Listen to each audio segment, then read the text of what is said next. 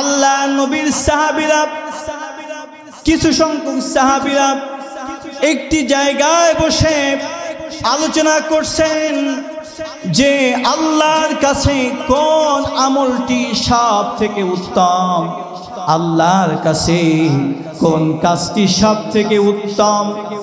যদি আমরা এটি জানতে পারতাম তাহলে আমরা সেই কাজটি বাস্তবায়ন করতাম। কেউ বা বলছে আল্লাহর কাছে সব থেকে উত্তম আমল কোনটি, পছন্দনীয় আমল কোনটি, পছন্দনীয় কাজ কোনটি, এটি যদি আমরা জানতে পারতাম তাহলে নিজের জান আর মাল বিসর্জন দিয়ে হলেও সেটি আমরা বাস্তবায়ন করতাম। বলেন সুবহানাল্লাহ। কেউ বা বলছে তুমি আল্লাহ রাসূলের, যেহেতু রাসূল সাল্লাল্লাহু আলাইহি সাল্লাম এখনো জীবিত রয়েছে, যাও রাসূলের কাছে প্রশ্ন করো, ইয়া রাসূলুল্লাহ, ইয়া হাবিবাল্লাহ, কোন আমলটি আল্লাহর কাছে সব থেকে উত্তম। এই কথা বলছেন কিন্তু কেউ সাহস পাচ্ছেন না রাসূলের কাছে যে প্রশ্ন করবে, সাহসকার হচ্ছে না। এমন সময় ইতিমধ্যে আল্লাহ নবী একজন সাহাবীকে পাঠালেন।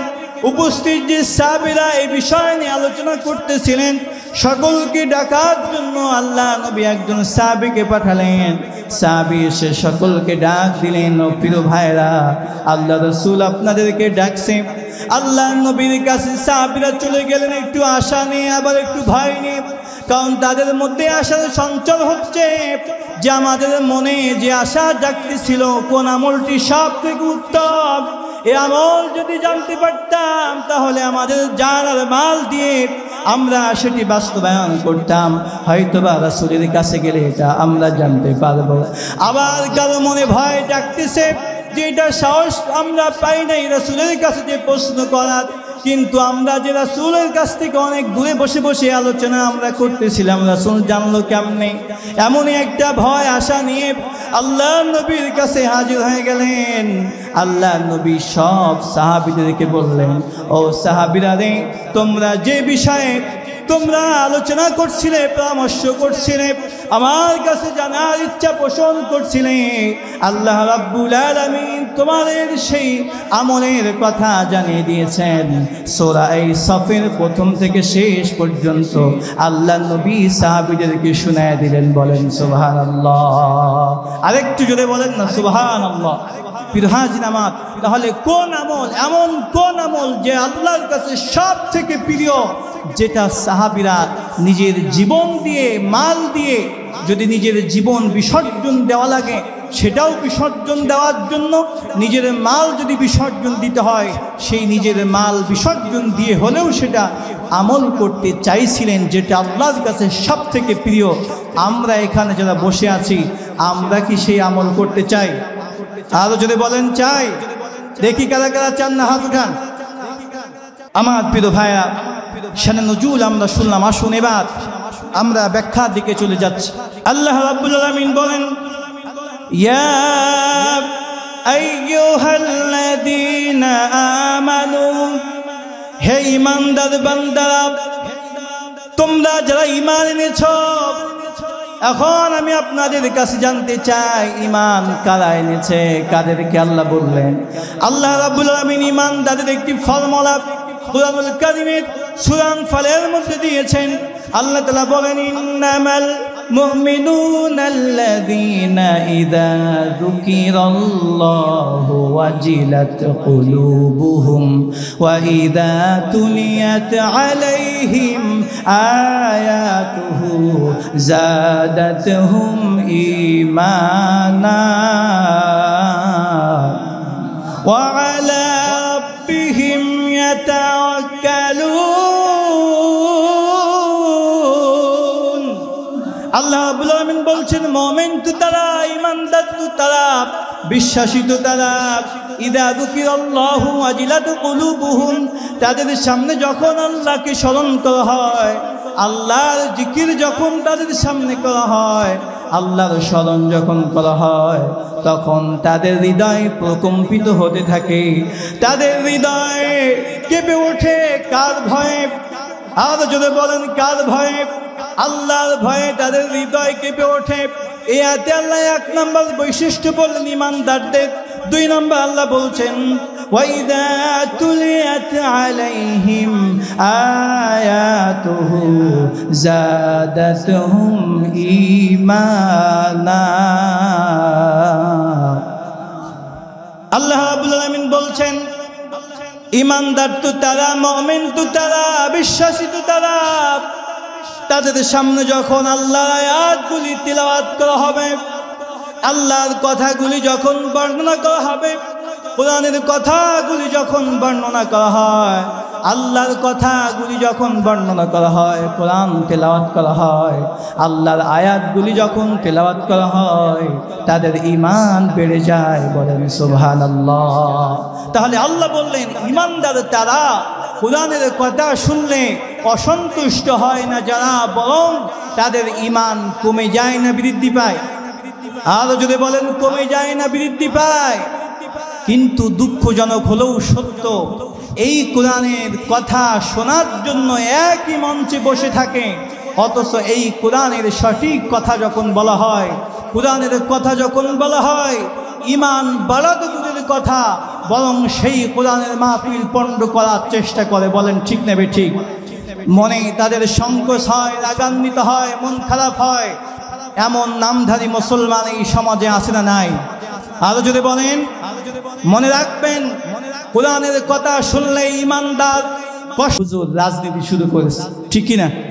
আরো যদি বলেন, আমি তো ছোট হুজুর, আজ ভাই আসলে তো বলবে এ তো বড় রাজনীতিকার, এ তো বড় রাজনীতি শুরু করছে। প্রিয় হাজির আমার, এই কোরআনের প্রত্যেকটি কথা কাজ। আরো যদি বলেন কাজ। আলা আলাহুল খালকু ওয়াল আমর, সৃষ্টি যার আইন চলবে। আরো যদি বলেন সৃষ্টি যার আইন চলবে তার, সব রাজার মহারাজাকে। আরো যদি বলেন আল্লাহ বলছেন তাবারাকাল্লাযী বিয়াদিহিল মুলক, অন্য জায়গায় বলছেন কুলিল্লাহুম্মা মালিকাল মুলক, ক্ষমতা কার, রাজত্ব কার। সুতরাং যিনি রাজা তার যে নীতি সেটাই তো রাজনীতি। কথা বলেন ঠিক কিনা? তাহলে যে আল্লাহ আমাদের সৃষ্টি করেছেন, যে আল্লাহ আমাদের খাওয়াচ্ছেন, যে আল্লাহ পড়াচ্ছেন, যে আল্লাহ নিঃশ্বাসের শক্তি দিয়েছেন, যে আল্লাহ কথা বলার শক্তি দিয়েছেন, যে আল্লাহ চলার শক্তি দিয়েছেন, যে আল্লাহ আমাদের বাঁচিয়ে রেখেছেন, সেই আল্লাহর কথা বললে যদি তোমার কাছে রাজনীতি হয়, তাহলে তোমাদের মতো বেয়াদব এই দুনিয়ায় বাঁচার কোনো উপায় তোমাদের নাই। তোমাদের এই দুনিয়ায় বাঁচার দরকার নেই। কথা বলেন ঠিক নেবে ঠিক? কারণ কোরআনের কথা প্রত্যেকটি কথাই তো রাজনীতি। তোমার কাছে যদি রাজনীতির গন্ধ মনে হয়, তোমার শরীরের ভিতরে যদি চুলকানি শুরু হয়, মনে রাখবা সেটা বক্তার দোষ না, কোরআনের দোষ না, দোষ কার? আরো যদি বলেন কার? আমরা যখন ডাক্তারের কাছে যাই, আমাদের শরীরে চুলকানি হয় কিনা? চুলকানি যাদের শরীরে আছে, ডাক্তার তাদের কিছু পরামর্শ দেয়। চিংড়ি মাছ খাওয়া যাবে না, হাঁসের গোশত খাওয়া যাবে না, পুঁই শাক খাওয়া যাবে না, গরুর গোশত খাওয়া যাবে না, হাঁসের ডিম খাওয়া যাবে না। কথা বলেন ঠিক কিনা? সবই তো না বলে দিছে, খাবেটা কি? আচ্ছা বলেন তো, এই যে ডাক্তার যে পরামর্শ দিল, দোষ কি ওই হাঁসের গোশের, দোষ কি ওই গরুর গোশের, ওই খাদ্যের দোষ না তার শরীরের দোষ? আরো যদি বলেন তার শরীরের দোষ।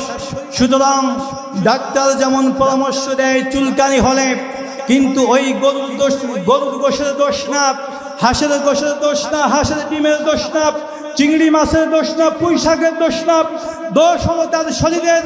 সুতরাং আজ কোরআন শুনলে যাদের শরীরে চুলকানি হয়, এই কোরআনের কোনো দোষ না, দোষ হলো তার রক্তে। তার রক্তের মধ্যে পয়জন শুরু হয়েছে। এমন কথা বলা যায়, সে যে জন্ম নিয়েছে অবৈধ পিতৃ পরিচয়হীন সন্তান। যার সন্তান বলেন ঠিক না বেঠিক? প্রিয় হাজির আমার, কষ্ট পেলেন? কোরআনের কথা শুনলে কষ্ট পাওয়া যাবে না। আমি বলতেছিলাম ঈমানদার তো তারা কোরআনের কথা শুনলে অসন্তুষ্ট হবে না, বরং তাদের ঈমান আর বেড়ে যাবে। ঠিক কিনা? একটু পরীক্ষা নিব। আপনি তো পরীক্ষাই দিতে চাচ্ছেন না, একটু পরীক্ষা নেই। লিল্লাহে তাকবীর হলো না? লিল্লাহে তাকবীর। আল কোরআনের আলো, আল হাদিসের আলো, লিল্লাহে তাকবীর।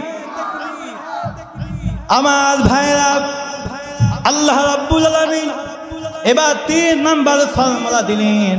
আল্লাহ রাব্বুল আলামিন বললেন ঈমানদার তো তারা ওয়া আলা রাব্বিহিম ইয়াতাওয়াক্কালুন, ঈমানদার তারা শুধু কোরআন শুনলে আল্লাহর উপরে বিশ্বাস বেড়ে যাবে তা নয়, ঈমান বেড়ে যাবে তা নয়, সর্ব জায়গায় আল্লাহর উপরে তাদের ভরসা বেড়ে যাবে, ভরসা বাড়বে কার উপরে? আরো যদি বলেন এই যে এখন প্রচন্ড গরম, প্রচন্ড গরম, এত তাপ সহ্য করা যাচ্ছে না, এই তাপ দিচ্ছেন কে? আরো যদি বলেন আবার এই তাপকে নিয়ন্ত্রণ করার ক্ষমতা কার? সুতরাং এই যে অসহনীয় গরম, এই অসহনীয় গরম থেকে পরিত্রাণ যদি পেতে হয় চাইতে হবে কার কাছে? আরো যদি বলেন হিট অফিসার, এদেশের হিট অফিসার 2 দিন আগে একটা তথ্য দিয়েছে, এই যে প্রচন্ড গরম, এই গরমকে একটু নিয়ন্ত্রণে রাখার জন্য ঘর থেকে যখন বের হতে হবে আপনি আর খালি খালি বের হতে পারবেন না, ব্যাগ একটা নিতে হবে, ওই ব্যাগের ভিতরে পানির বোতল থাকবে, একটি আমব্রেলা থাকবে। আমব্রেলা মানে কি? আরো যদি বলেন, এই তো শিক্ষিত মানুষ আলহামদুলিল্লাহ। ছাতা থাকবে, ফ্যান থাকবে, তাহলে আর বিদ্যুৎ সংযোগ না বলে লাভটা কি? বিদ্যুৎ সংযোগও মাথায় লাগাই দিতে হবে, ঠিক কিনা? ফ্যান মাথার পরে ঘুরতে থাকবে, কথা বলেন ঠিক কিনা? প্রিয় হাজির আমার, আপনার ফর্মুলা এটা হতে পারে না।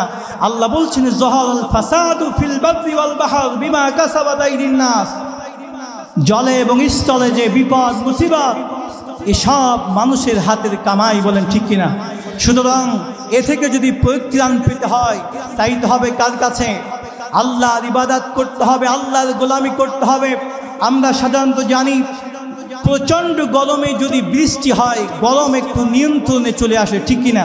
তাহলে আল্লাহ রসুল তো শিখিয়েছেন সেই বৃষ্টির জন্য ইস্তিসকার নামাজ আদায় করতে হবে।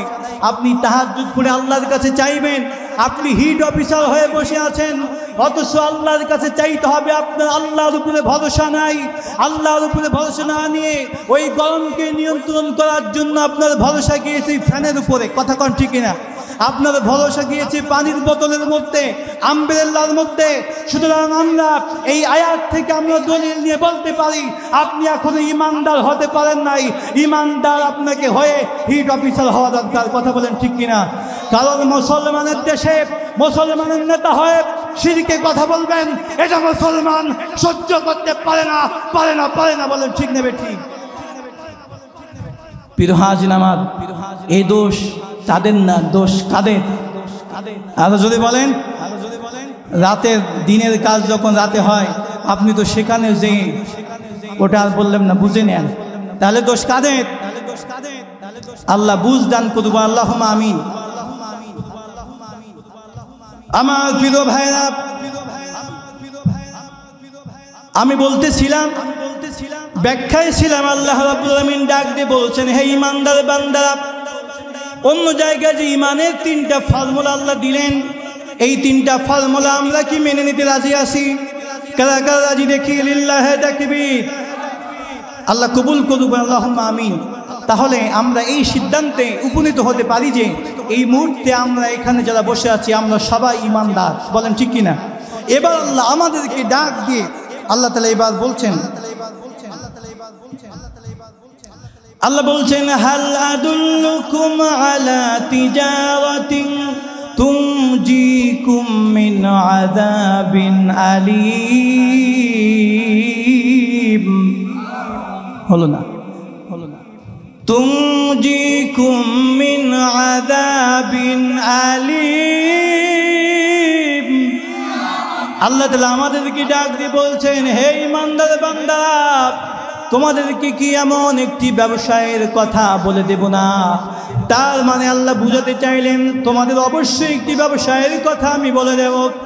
এমন একটি ব্যবসার কথা কি তোমাদের বলবো যে ব্যবসা করলে কঠিন আযাব থেকে তোমরা মুক্তি পেয়ে যাবে, যা তোমাদেরকে কঠিন আযাব থেকে মুক্তি করে দিবে। এখন আমি আপনাদের কাছে জানতে চাই আল্লাহ তাআলা যে ব্যবসার কথা বলেছেন, যেই ব্যবসা করলে কঠিন আযাব থেকে মুক্তি পাওয়া যাবে, এই ব্যবসা কি আমরা করতে রাজি আছি? কারা কারা রাজি আছি দেখি লিল্লাহি তাকবীর। আল্লাহ তাআলা এবার বলছেন ব্যবসা করতে হলে মূলধন থাকার প্রয়োজন আছে কিনা বলেন? আমরা যারা ব্যবসায়ী রয়েছি, আমাদের যেমন ব্যবসা করতে গেলে মূলধন প্রয়োজন হয়, তেমনি আল্লাহ তাআলা যে ব্যবসার কথা বললেন, এই ব্যবসা করতে গেলেও আপনার মূলধন প্রয়োজন। আল্লাহ এক নাম্বার মূলধন বললেন, তুমিনুনা বিল্লাহি ওয়া রাসূলিহি। এক নাম্বার মূলধন হলো আল্লাহ এবং রাসূলের উপরে তোমরা ঈমান আনো। কথা কার? আরো যদি বলেন।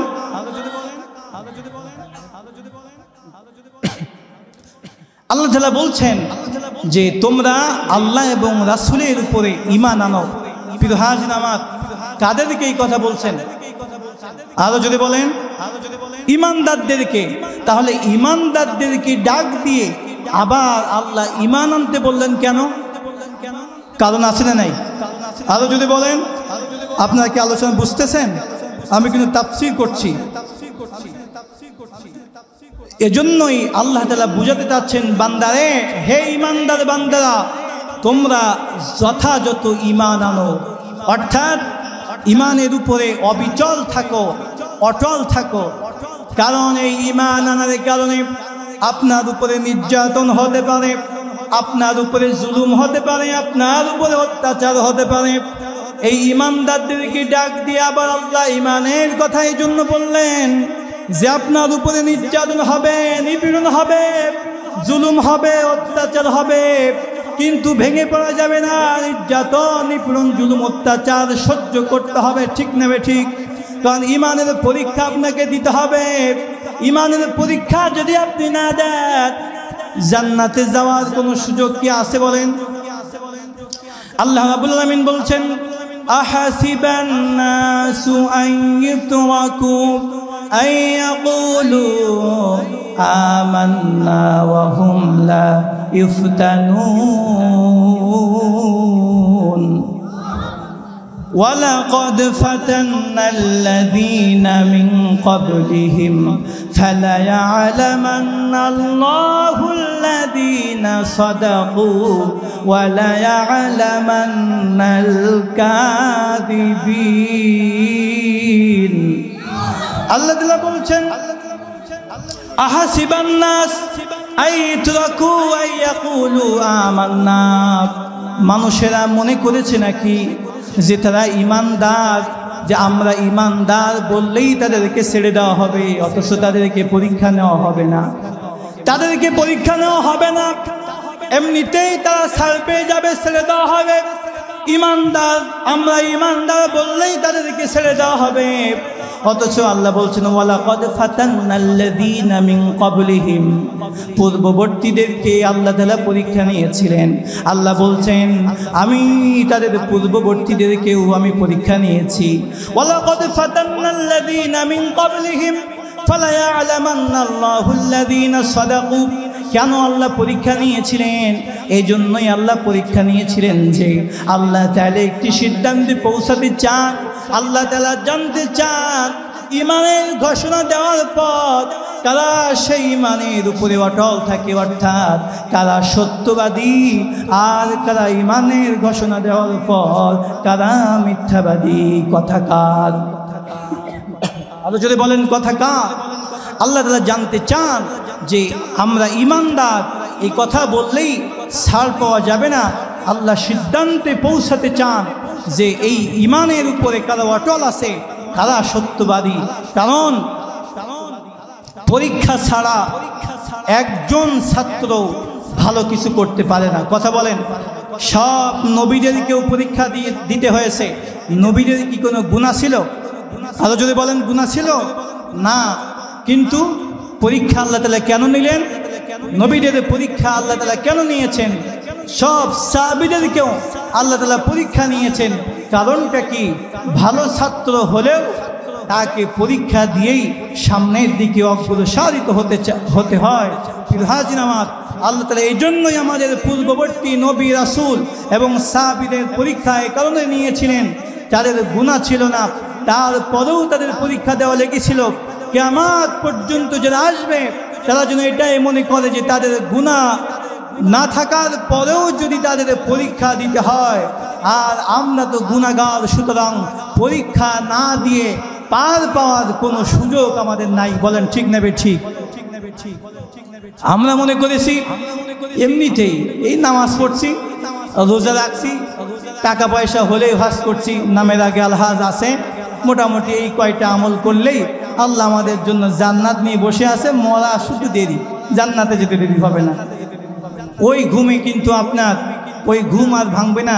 ফিরহাজ নামাজ এটাই মনে করলে নিরাশায় আপনার এই যে আশা, এটা কিন্তু নিরাশায় পরিণত হয়ে যাবে, কারণ আপনাকে পরীক্ষা দিতে হবে। আল্লাহ তাআলা অন্য জায়গায় বলছেন, আম হাসিবতুম আন তাদখুলুল জান্নাহ ওয়ালাম্মা ইয়াতিকুম মাসালুল লাযীনা খালাউ মিন ক্বাবলিকুম মাসাতহুমুল বাসাউ ওয়াদ-দারাউ ওয়াযুলজিলু হাত্তা ইয়াকুলা রাসূলুল্লাযীনা আমানু মাআহু মাতা নাসরুল্লাহ। বলেন আল্লাহু আকবার। আল্লাহ তাআলা বলছেন, আম হাসিবতুম আন তাদখুলুল জান্নাহ, তোমরা কি মনে করেছো যে আমরা এমনিতেই জান্নাতে প্রবেশ করব, আমরা জান্নাতে প্রবেশ করে যাব? আল্লাহ বলছেন, তোমরা কি মনে করেছো যে তোমরা জান্নাতে প্রবেশ করবা, অথচ তোমাদের উপরে এখনো সেই অবস্থা নেমে আসেনি যা তোমাদের পূর্ববর্তীদের উপরে নেমে এসেছিল। এখনো নেমে আসেনি যা তোমাদের পূর্ববর্তীদের উপরে নেমে এসেছিল। তাহলে আমাদের মনের ভিতরে একটি প্রশ্নের উদ্রেক হচ্ছে যে কি নেমে এসেছিল। আল্লাহ সেটাও বলছেন, মাসাতহুমুল বাসাউ ওয়াদ-দারাউ ওয়াযুলজিলু হাত্তা ইয়াকুলা রাসূল ওয়াল্লাযীনা মাআহু, তাদের উপরে নেমে এসেছিল কষ্ট, তাদের উপরে নেমে এসেছিল দুঃখ বেদনা বিপদ মুসিবত, তাদেরকে প্রকম্পিত করা হয়েছিল। এমনকি পূর্ববর্তী সমকালীন সময়ে রাসূলেরা এবং তার উপরে যারা ঈমান এনেছিল তার সঙ্গী সাথীরা নির্যাতনের এক পর্যায়ে তারা এই দোয়া করতে বাধ্য হয়েছিল, মাতা নাসরুল্লাহ, আল্লাহর সাহায্য কখন আসবে? বলেন আল্লাহু আকবার। আমার ভাইয়া, কেমন নির্যাতন হয়েছিল, নিপীড়ন হয়েছিল, একটি দৃষ্টান্তের মাধ্যমে আমি আপনাদেরকে বোঝানোর চেষ্টা করছি। আল্লাহ রাব্বুল আলামিনের নবী, বিশ্ব নবী জনাবে মুহাম্মদ রাসূলুল্লাহ সাল্লাল্লাহু আলাইহি ওয়াসাল্লামের একজন সাহাবী হযরত খাব্বাব ইবনে আরত রাদিয়াল্লাহু তাআলা আনহু যখন ইসলাম গ্রহণ করলেন, ইসলাম গ্রহণ করার এই খবরটি যখন চতুর্দিকে ছড়িয়ে পড়ল, তিনি ছিলেন একজন কৃতদাস, তার কর্ম ছিল তলোয়ার তৈরি করা, তার মুনিবা ছিল উম্মু আম্মা। এই উম্মু আম্মা তার দায়িত্ব দিয়েছিল তলোয়ার তৈরি করার দায়িত্ব। সে যখন তলোয়ার তৈরি করতে করতে ইসলাম গ্রহণ করলেন, খবরটি যখন মালিকার কানে চলে আসলো, সত্যতা যাচাই করার জন্য, সত্যতা যাচাই করার জন্য দোকানে চলে গেলেন, সাথে সুবা ইবনে আব্দুল উজ্জা তার ভাইকে নিয়ে গেলেন, আর তার সাথে খুজা গোত্রের কিছু যুবকরা চলে গেল। হযরত খাব্বাব রাদিয়াল্লাহু তাআলা আনহুর কাছে যখন তারা চলে গেল, জিজ্ঞাসা করলেন, আরে খাব্বাব রে, আমরা একটি খবর শুনতে পেরেছি, কথাটা কি সত্য? খবরটা কি সত্য নাকি? হযরত খাব্বাব রাদিয়াল্লাহু তাআলা আনহু বললেন, কি সেই খবর? বললেন, তুমি নাকি ধর্মচ্যুত হয়ে গেছো, তুমি নাকি ধর্ম ত্যাগ করেছো। হযরত খাব্বাব বললেন, আমি ধর্ম ত্যাগ করি নাই, বরং আমি এই সাক্ষ্য দিয়েছি, আল্লাহর উপরে ঈমান এনেছি যে আল্লাহ ছাড়া আর কোনো মাবুদ নাই। বলেন আল্লাহু আকবার। এরপর প্রশ্ন করলেন, তুমি নাকি হাশেম গোত্রের একজন ব্যক্তিকে অনুসরণ করছো? বললেন, না না, আমি হাশেম ব্যক্তির একজন ব্যক্তিকে, হাশেম গোত্রের একজন ব্যক্তিকে আমি অনুসরণ করছি না, বরং আমি পড়ে নিয়েছি মুহাম্মাদান আবদুহু ওয়া রাসূলুহু, মুহাম্মদ সাল্লাল্লাহু আলাইহি ওয়াসাল্লাম আল্লাহর বান্দা এবং রাসূল। বলেন সুবহানাল্লাহ। লা ইলাহা আর জোরে লা ইলাহা ইল্লাল্লাহু মুহাম্মাদুর রাসূলুল্লাহ সাল্লাল্লাহু আলাইহি ওয়াসাল্লাম। এই কথা যখন বললেন, সঙ্গে সঙ্গে উপস্থিত যারা ছিল সবাই তার উপরে নির্যাতন শুরু করলো, নিপীড়ন শুরু করলো। কেউ বা হাত দিয়ে, কেউ বা পা দিয়ে। হাত পায়ের মধ্যে সীমাবদ্ধ রাখলেন না। লোহাকে পিটানো হয় কি দিয়ে? আরো যদি বলেন, হাতুড়ি দিয়ে পিটানো হয়। এই হাতুড়ির ওজন কম না বেশি? এই হাতুড়ি দিয়ে তার উপরে নির্যাতন শুরু করলো, লোহার খণ্ড দিয়ে তার উপরে নির্যাতন শুরু করলো। এক পর্যায়ে বেহুশ হয়ে গেলেন, ফিনকি দিয়ে শরীর থেকে রক্ত বের হয়ে গেল। আল্লাহু আকবার বলেন। এমন নির্যাতন নিপীড়ন করে শেষ করলেন না। পরবর্তীতে তারা একটা বৈঠক করলো এবং সিদ্ধান্ত গ্রহণ করলো, প্রত্যেক গোত্রের সর্দারকে দায়িত্ব দেওয়া হলো, এই গোত্রের মধ্য থেকে যে ইসলাম গ্রহণ করবে তার উপরে নির্যাতন ততক্ষণ পর্যন্ত করতে হবে তার দেহে প্রাণ যতক্ষণ থাকবে। চিৎকার করে বলেন না নাউযুবিল্লাহ। আজও এই সমাজে এই সিদ্ধান্ত আছে না নাই? যারা আল্লাহর জমিনে আল্লাহর দ্বীন কায়েমের জন্য চেষ্টা করে আর এই দ্বীন কায়েমকে যারা স্তব্ধ করতে চায়, তারাও কিন্তু আমাদের মনে হয় বিভিন্ন পরিস্থিতিতে কি মনে হয় তারাও এই সিদ্ধান্ত নিয়েছে। যারা কোরআনের কথা বলে, যারা রাসূলের কথা বলে, আল্লাহর জমিনে আল্লাহ দ্বীন কায়েমের জন্য যারা চেষ্টা করে, তাদের উপরে নির্যাতনের মাত্রা এত বাড়াতে হবে তারা যেন কোনোভাবেই ইসলামকে প্রতিষ্ঠিত করতে না পারে। বলেন ঠিক না বেঠিক? কিন্তু মনে রাখবেন, আপনারা এই সিদ্ধান্ত নিয়ে বসে থেকে আপনাদের সব আশা নিরাশায় এজন্যই পরিণত হবে যে আবু জাহেল, আবু লাহাব, উতবা, শাইবা তৎকালীন সময়ের নেতারা এই সিদ্ধান্ত নিয়েছিল, কিন্তু সেই সিদ্ধান্ত কি বাস্তবায়ন হয়েছিল? বলেন। ইসলাম গ্রহণ করেছিল সাহাবীরা, দাওয়াত দিয়েছিল, যুদ্ধ করেছিল, যাদের জীবনের ত্যাগ তিতিক্ষার বিনিময়ে আজ আমরা ইসলাম পেয়েছি, কোরআন পেয়েছি। যে ত্যাগ তিতিক্ষার বিনিময়ে আজও তাদেরকে ইতিহাস থেকে আল্লাহ তাআলা নিকৃষ্টতম মানুষে পরিণত করে কোরআনকে পৌঁছে দিয়েছেন। আজও সেই উত্তরসূরিরা, আবু জাহেল, আবু লাহাবের উত্তরসূরিরা যারা কোরআনকে স্তব্ধ করার ষড়যন্ত্র করছ, তোমাদেরকে ইতিহাসের নিকৃষ্টতম মানুষে আল্লাহ তাআলা রূপান্তরিত করবেন। বলেন ঠিক না বেঠিক? সেদিন আর বেশি দূরে নয়, সেদিন সামনে আসছে। কথা বলেন ঠিক না বেঠিক? প্রিয় হাজির নামাজ, এই জন্য সেই খাব্বাব রাদিয়াল্লাহু তাআলা নির্যাতন সহ্য করেছিল, কিন্তু ঈমান থেকে দূরে সরে নাই। সুতরাং তাদের উত্তরসূরি যদি আমরা হয়ে থাকি, আমাদের উপরে নির্যাতন, নিপীড়ন, জুলুম, অত্যাচার হতে পারে, মাথা পেতে নিতে হবে, কাপড়ের কাপড় বেঁধে আল্লাহর জমিনে আল্লাহ দ্বীন বাস্তবায়নের চেষ্টা করতে হবে। আমরা কি রাজি আছি? কারা কারা রাজি? দুহাত তুলে আল্লাহকে দেখায়। লিল্লাহি তাকবীর, লিল্লাহি তাকবীর। ঈমানের পথে অবিচল থেকে আমার মরণ যেন হয়, ঈমানের পথে অবিচল থেকে আমার মরণ যেন হয়। তোমারই কাছে মিনতি আমার, মহামহিম দয়াময়, ঈমানের পথে অবিচল থেকে আমার মরণ যেন হয়। বলেন আল্লাহুম্মা আমিন। আমার প্রিয় ভাইরা, এরপর আল্লাহ রাব্বুল আলামিন বলছেন 2 নাম্বার ব্যবসার মূলধন হলো, আল্লাহ তাআলা বলছেন ওয়া তুজাহিদুনা ফি সাবিলিল্লাহি বিআমওয়ালিকুম ওয়া আনফুসিকুম। 2 নাম্বার মূলধন, আল্লাহর জমিনে আল্লাহর দ্বীন তোমাদেরকে কায়েম করতে হবে নিজের জান দিয়া আর নিজের মাল দিয়া। আল্লাহর জমিনে আল্লাহর দ্বীন কায়েম করা এই দায়িত্ব আল্লাহর, কিন্তু চেষ্টা করার দায়িত্ব কাদের? আরো যদি বলেন, কারণ এই দায়িত্ব দিয়েই কিন্তু আল্লাহ তাআলা এই পৃথিবীতে আমাদেরকে পাঠিয়েছেন। আল্লাহ বলছেন ওয়াইদ ক্বালা রাব্বুকা লিল মালায়েকা ইন্নী জাইলুন ফিল আরদি খলিফা। পৃথিবীতে পাঠানোর পূর্বে ফেরেশতাদেরকে পরামর্শ আল্লাহ নিয়েছিলেন যে ও ফেরেশতারা, আমি দুনিয়ায় আমার প্রতিনিধি পাঠাতে চাই। তাহলে প্রতিনিধির দায়িত্ব কি? প্রতিনিধির কাজটা কি? এই যে আজকের মাহফিলের প্রধান অতিথি আমাদের এমপি মহোদয়, ঠিক কিনা বলেন? এমপি মহোদয় যদি না আসতে পারেন তাহলে উনি একজনকে হয়তোবা এখানে পাঠিয়ে দিবেন। আর এমপি মহোদয়ের যে কথা আমাদের জন্য আসে, অথবা এই মসজিদ বা মাদ্রাসার উন্নয়ন কল্পে তার যদি কোনো বরাদ্দ থাকে সেটা উনি জানিয়ে দিবেন। তার এই দায়িত্ব পালন করবেন যিনি, ওনাকেই বলে প্রতিনিধি, ঠিক কিনা? আল্লাহ তাআলা বলছেন আলা আলাহুল খালকু ওয়াল আমর, সৃষ্টিজাত, আইন চলবে তার। প্রিয় হাজির আমার, এই আল্লাহর জমিনে আল্লাহ দিন কায়েমের দায়িত্ব আল্লাহ। কিন্তু আল্লাহ তাআলা যেহেতু আমাদেরকে প্রতিনিধি হিসাবে এই পৃথিবীতে পাঠিয়েছেন, সুতরাং ওই চেষ্টার দায়িত্ব আমাদের, ঠিক কিনা?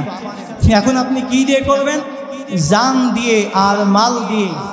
এখন প্রশ্ন হতে পারে, হুজুর জান আর মাল দেব, আমার খেয়ে কাজ নাই, এত কষ্ট করছি, সম্পদ কত বানিয়েছি, লক্ষ লক্ষ টাকা, হাজার হাজার লক্ষ লক্ষ কোটি কোটি টাকা, আমার হাজার হাজার বিঘা জমি, 5 তলা 10 তলা বিল্ডিংয়ের মালিক আমি, এই সব ধন সম্পদ দিতে হবে, নিজের জান কেন দিতে হবে?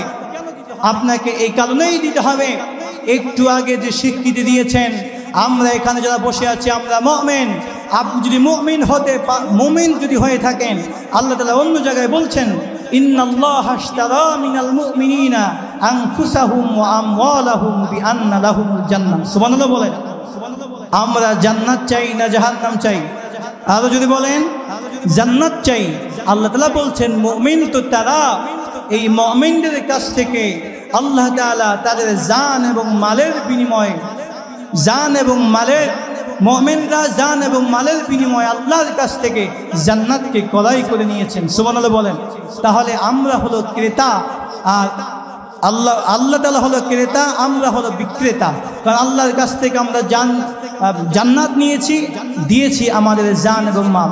আমরা যখন কোনো খাদ্যদ্রব্য ক্রয় করি, ধরে নেন আপনি 1 কেজি চাউল ক্রয় করলেন, এর বিনিময়ে আমরা কি দেই? আরো যদি বলেন, টাকা দেই। আমাদের বিনিময় হলো টাকা। আর আল্লাহর কাছ থেকে যে জান্নাত আমরা নিতে চাই, এর বিনিময় আল্লাহকে দিতে হবে জানাত, মাল। আরো যদি বলেন, আরেকটি দৃষ্টান্ত দিলে বুঝতে আরো সহজ হবে। এই যে এখন আমের মৌসুম, আম হচ্ছে না? আশেপাশে আম গাছ আছে কিনা? আম হচ্ছে। প্রিয় হাজির আমার, এই আম গাছ একটা পর্যায়ে অনুমান করে বিক্রি হয়, ঠিক কিনা?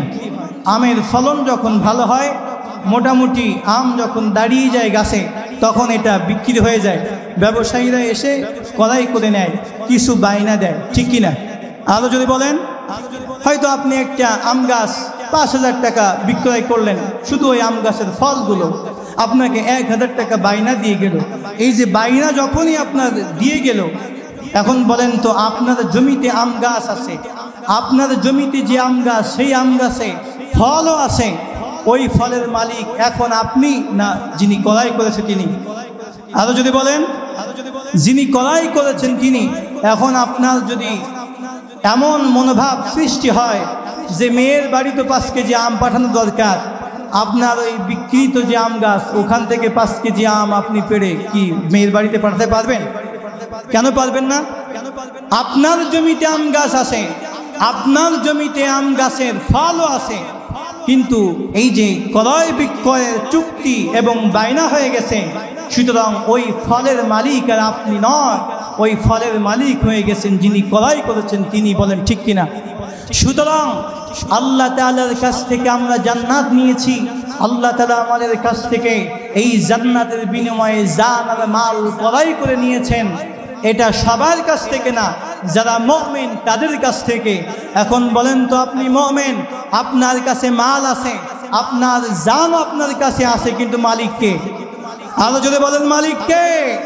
সুতরাং আপনার ইচ্ছা মতো, ইচ্ছা মন চাইলেই আপনি খরচ করতে পারবেন না, মন চাইলেই যা ইচ্ছা তাই করতে পারবেন না। এই আল্লাহর দেওয়া সম্পদ আল্লাহর পথে ব্যয় করতে হবে, আল্লাহর দেওয়া জীবন আল্লাহর পথে ব্যয় করতে হবে। বলেন ঠিক না বে ঠিক? সুতরাং সে আল্লাহর পথে জীবন দিতে হবে, রক্ত দিতে হবে। আল্লাহর জমিনে আল্লাহর দ্বীন কায়েমের জন্য যদি ডাক আসে, মাথায় কাফনের কাপড় বেঁধে নামতে হবে, বাতিলের মোকাবেলা করতে হবে, বাতিল থেকে এই সমাজ থেকে উৎখাত করতে হবে। আপনারা কি রাজি আছেন? আল্লাহে তাকবীর। নাস্তিকতা নিপাত যাক, দিন ইসলাম জিন্দাবাদ। নাস্তিকতা নিপাত যাক, দিন ইসলাম জিন্দাবাদ। কোটি প্রাণে একই আওয়াজ। খোদা দ্রোহী ছাড় পাবে না, এই বাংলায় ঠাই হবে না। মুসলমানরা জেগেছে আজ, ঠিক কিনা? জোর কদমে সামনে চলো, বজ্র কণ্ঠে আওয়াজ তোলো, সবাই মিলে একই তালে দাও না স্লোগান, লিল্লাহে তাকবীর। আল কোরআনের আলো, ইসলামের জন্য দেশের হয়েছে জন্ম, ইসলামের বিরুদ্ধে গেলে দেশ হবে ভিন্ন, ঠিক কিনা? ইসলামের বিরুদ্ধে যারা নিয়েছে অবস্থান, এই বাংলায় ঠাই হবে না, যাও হিন্দুস্তান। জোর কদমে সামনে চলো, বজ্র কণ্ঠে আওয়াজ তোলো, সবাই মিলে একই তালে দাও না স্লোগান, লিল্লাহে তাকবীর। দিন ইসলাম, দিন ইসলাম, আল কোরআনের আলো। আরেকটু যদি বলেন, ঘরে ঘরে তো জ্বলতে আছে, সব জায়গায় কোরআন আছে, কোরআন এক জায়গায় নাই, কোথায় সেটা? সুতরাং জ্বালাইতে হবে কোথায়? কারণ ওই জায়গায় যদি আল্লাহর এই কোরআনকে জ্বালানো যায়, এদেশে হিন্দু মুসলমানের দেশ একটি শান্তির সোনালী বাংলা দেশ হয়ে যাবে। কথা বলেন ঠিক নেবে ঠিক? প্রিয় হাজির আমার ভাই এসে গিয়েছেন, কথা আর দীর্ঘায়িত করব না। তাহলে মূলধন কয়টা? আল্লাহ যে ব্যবসা করতে বলেছেন কয়টা? দুইটা। এই দুইটা দিয়ে আমরা যদি ব্যবসা করতে পারি, আমাদের জন্য পুরস্কার আছে তিনটা। আরো যদি বলেন কয়টা? এক নম্বর, আমাদের জীবনের সব গুনাহ আল্লাহ মাফ করে দিবেন, সুবহানাল্লাহ বলেন। দুই নম্বরে আল্লাহ বলছেন জান্নাতের মধ্যে প্রবেশ করাবেন এবং ওই চিরস্থায়ী জান্নাতের মধ্যে বাসস্থানের জন্য একটি উত্তম ঘর আমাদেরকে দান করবেন, সুবহানাল্লাহ বলেন। আর দুনিয়ায় আমরা যেটা ভালোবাসি, কারণ তামাম বিশ্বে আজ মুসলমানদের উপরে নির্যাতন চলছে, মুসলমানদের উপরে নিপীড়ন চলছে, আজ ফিলিস্তিনদের উপরে নির্যাতন চলছে, এদেশেও নির্যাতিত আমরা হচ্ছে না এটা বলার কোনো সুযোগ নাই।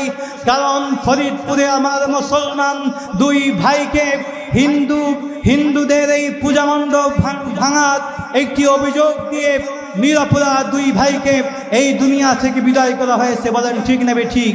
প্রিয় হাজির আমার, নির্যাতন কোথাও কম হচ্ছে না। এই সময়ে আমরা কিন্তু আল্লাহর সাহায্য চাচ্ছি। আল্লাহ বললেন বান্দারে, এই ব্যবসা যদি তোমরা করতে পারো, তাহলে আল্লাহ যে সাহায্য তোমরা চাচ্ছ, এই সাহায্য আল্লাহ তাআলা দিবেন এবং তোমরা যে চূড়ান্ত পর্যায়ে একটি বিজয় চাচ্ছ, এই বিজয়ে তোমাদের সন্নিকটে, সুবহানাল্লাহ বলেন। সুতরাং আল্লাহর সাহায্য যদি আমরা পেতে চাই এবং বিজয় যদি পেতে চাই, অবশ্যই এই কোরআনের রাজ এদেশে একদিন না একদিন কায়েম হবেই হবে। বলেন ঠিক নেবে ঠিক? হবেই হবে, অবশ্যই হবে। কিন্তু আমাদের কিন্তু মাঠে ময়দানে নামতে হবে। আমরা কি রাজি আছি? মা যেমন না বাচ্চা না কানলে দুধ দেয় না, আপনি ময়দানে না নামলে আল্লাহ আপনার সহযোগিতা করবে না, ঠিক কিনা? বদরের প্রান্তরে মাত্র 313 জন নিয়ে 1000 কাফেরদের বিরুদ্ধে আল্লাহ রাসূল যখন দাঁড়ালেন, আল্লাহর কাছে দোয়া করলেন সাহায্যের জন্য, আর ক্রন্দন করলেন, হাত উঠাতে উঠাতে এত উপরে উঠালেন যে আল্লাহ রাসূলের ঘাট থেকে রুমাল মোবারক নিচে পড়ে গেলেন এবং তার বগলের শুভ্র প্রকাশ পেয়ে গেল। হযরত আবু বকর রাদিয়াল্লাহু তাআলা আনহু আবার রুমালটি উঠায় দিলেন, হাতটি আস্তে আস্তে নামিয়ে দিলেন। ইয়া রাসূলুল্লাহ, ইয়া হাবিবাল্লাহ, আল্লাহ অবশ্যই আপনার দোয়া কবুল করে নিয়েছেন, আল্লাহ অবশ্যই সাহায্য আমাদের জন্য করবেন। মতান্তর, গ্রহণযোগ্য মতান্তর হচ্ছে 3000 ফেরেশতা আল্লাহ সেদিন পাঠিয়ে মুসলমানদের এই বদরের দিনে বিজয় দান করেছিলেন, সুবহানাল্লাহ বলেন। সুতরাং আমরা যদি ময়দানে না নামি, আল্লাহর সাহায্য আসবে না। আপনি বাড়িতে ঘুমায় থাকলে আল্লাহর সাহায্য পাবেন না, ময়দানে নেমে আল্লাহর সাহায্য চাইতে হবে। সেই ময়দানে নামার জন্য কারা কারা রাজি? দোয়া করে লিল্লাহে তাকবীরের মাধ্যমে আল্লাহকে দেখান। লিল্লাহে তাকবীর, লিল্লাহে তাকবীর। প্রিয় হাজির আমার ভাই এসে গেছেন, আর কথা আমি দীর্ঘ করব না। শিক্ষাগুলিও মোটামুটি আমার এর ভিতরে এসে গিয়েছে, কিন্তু আমার নিজের হাতের লেখা এই মাদ্রাসার যেহেতু আমি ছাত্র, ভাই যদি অনুমতি দেয় আর আপনারা যদি শুনতে চান, তাহলে আমার নিজের লেখা এই মাদ্রাসাকে নিয়ে একটি সঙ্গীত আমি শোনাতে রাজি, যদি আপনারা সময় দেন। প্রিয় হাজির আমার, খুব খেয়াল করে শুনবেন। আমি 11 সালে এখান থেকে বের হয়েছিলাম। এলাকাবাসীর জন্য আমার এই আহ্বান, আইরে তোরা দেখবি আই, আইরে তোরা দেখবি আই, ভবানীপুর মাদ্রাসায় কোরআনেরই তালিম চলে, মধুর সুরে শোনা যায়। কোরআনেরই তালিম চলে, মধুর সুরে শোনা যায়। ঠিক না? ভোরবেলাতে সূর্য যখন পূর্ব দিকে হাসে, কচি কাঁচা সোনা মানিক পড়তে তারা বসে। ঠিক না?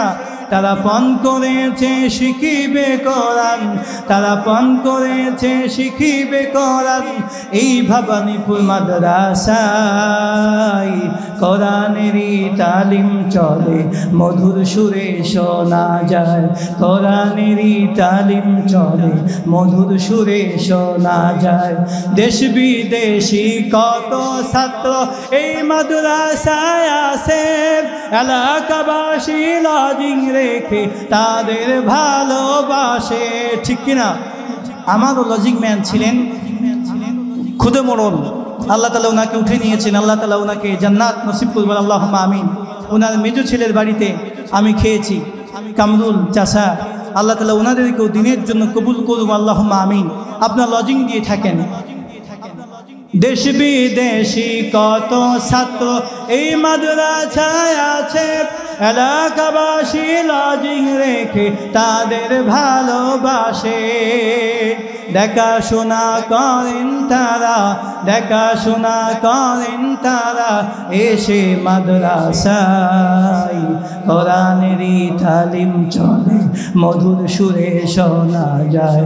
কোরআনেরই তালিম চলে, মধুর সুরে শোনা যায়। এই মাদ্রাসার কমিটি বৃন্দ সবাই তারা দক্ষ, মাদ্রাসার প্রতি সর্বক্ষণিক আছে তাদের লক্ষ্য। ঠিক না? এই মাদ্রাসার কমিটি বৃন্দ সবাই তারা দক্ষ, এই মাদ্রাসার শিক্ষক যিনি তিনি হলেন দক্ষ। মাদ্রাসার প্রতি সর্বক্ষণিক আছে তাদের লক্ষ্য। দেখাশোনা করেন তারা, দেখাশোনা করেন তারা এসে মাদ্রাসায়। কোরআনেরই তালিম চলে, মধুর সুরে শোনা যায়। ঠিক কিনা বলেন? প্রিয় হাজির নামাজ, অনেক কথা বললাম। আল্লাহ তাআলা শিক্ষাটুকু আমাদের জীবনে বাস্তবায়ন করার তৌফিক দান করেন। বলেন আল্লাহুম্মা আমিন।